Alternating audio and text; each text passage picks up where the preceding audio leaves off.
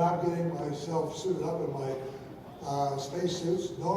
At this juncture, we are completely suited up with breathing pure oxygen to purge our bodies of nitrogen, so we will not get the bends when the pressure of the spacecraft goes down to about 27,000 feet. We learned something from the Russians. If you saw a shuttle group go into the van, they were not wearing spacesuits because we fly the shuttles in those days at sea level pressure, so they didn't need spacesuits at all. Going to this vehicle on launch day is really kind of eerie. It's filled with 5 million pounds of high explosives. Only the checkout crew and the flight crew are anywhere near that spacecraft. Everybody else is a comfortable 3.5 miles away at the Launch Control Center.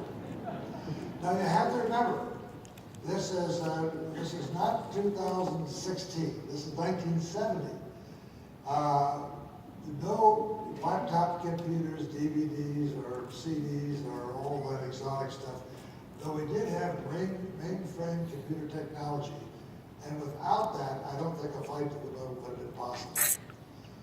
Now, these are about 5 seconds before the vehicle takes off. We lit the engines. This is slow motion. The flaking material are ice crystals from the Cape Canaveral and the liquid oxygen inside the tank. Notice when this vehicle takes off, the fins are around the bottom of it. Dr. Werner von Braun helped develop this vehicle along with the V2. And those fins have no purpose to them whatsoever except as a contribution to Dr. von Braun. The engines, though, are, and the way we control the vehicle is by gimbling those engines very slightly. And that's how we gimbal them, so that the fins don't have anything to do with it. We're burning fuel now at the rate of 15 tons per second.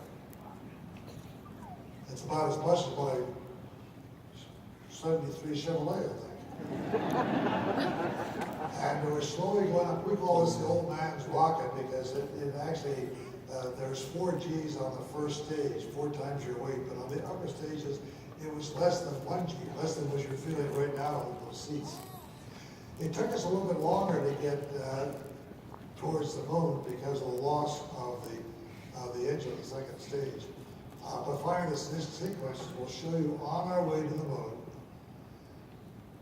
And the third stage now has been separated, but inside the third stage is our lunar module. Our job now is to dock with the lunar module that's inside there, and we have to put a probe inside that globe and then remove the lunar module. Jack Schweiker is now flying, and even though he got sort of a bad rap in the movie, he actually was a very, very competent pilot. And you see how flimsy the skin is around that drogue that you see there, that black drogue? Very crinkly skin.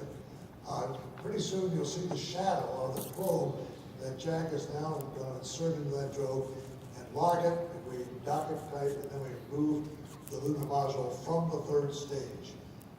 Our closing rate about 2 or 3 feet per second. With respect to the Earth, about 23,000 miles an hour. He used that same gun sight, and there's the target that he's seeing right now, right in the middle of the screen. Now shortly that probe will come through. There it is. He docks. We'll remove the lunar module from the third stage. Now there's the third stage. The ground took control of it a little bit. It impacted the moon.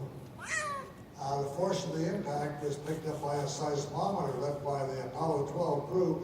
And from that one experiment, and the only experiment that was successful in this flight, we learned a lot about the lunar surface.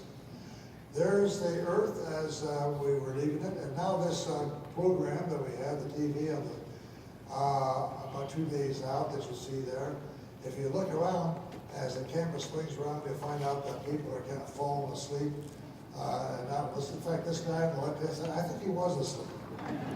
And finally, I got the word to shut down, and I did. Right after that, the explosion occurred. My wife was in the control center and left just before the explosion. Now, this is the dead command module. There is light in there because the windows are just blinking right at the sun. But otherwise, it's completely dead. Fred Hayes has a wide-angle lens on his camera, and as he swings it around, you'll see the round hatch that's now tied to a couch that used to control or close the hatch, the tunnel, I should say. And now we're going through that tunnel into the lunar module where Fred and I are trying to figure out how to get home. Or it's Jack and I, actually.